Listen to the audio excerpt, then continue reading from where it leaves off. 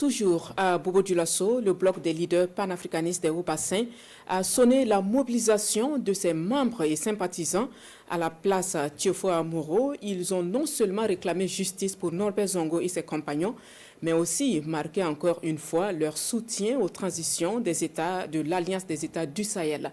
Hassan Gourabou et Ismaël Satouné Paré étaient témoins. Ici, à la place Tiofo Amoro de Bobo-Dioulasso, le bloc des leaders panafricanistes de la région des Hauts-Bassins, un regroupement d'organisations de la société civile qui donne sa lecture de la situation dans les pays de l'Alliance des États du Sahel, notamment au Burkina Faso. Occasion saisie pour réaffirmer son engagement à soutenir la transition dans son élan. Depuis l'arrivée de la transition avec à sa tête le capitaine camarade Ibrahim Traoré, l'armée burkinabé est passée de la défensive à l'offensive. Nos FDS et VRP ne subissent plus d'attaques, mais ce sont plutôt eux qui mènent les offensives.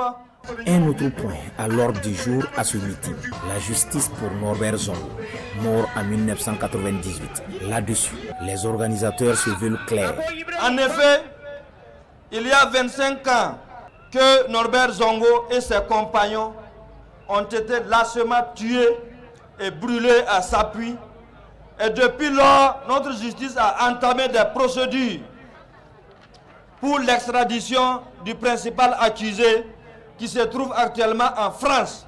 Nous demandons l'extradition de François Compaoré afin que justice soit faite sur l'assassinat du journaliste Norbert Zongo. De la place Tiofo Amoro, les manifestants prennent la direction de l'Institut français de Bobo-Dioulasso. Devant le consul honoraire, une déclaration est lue et transmise.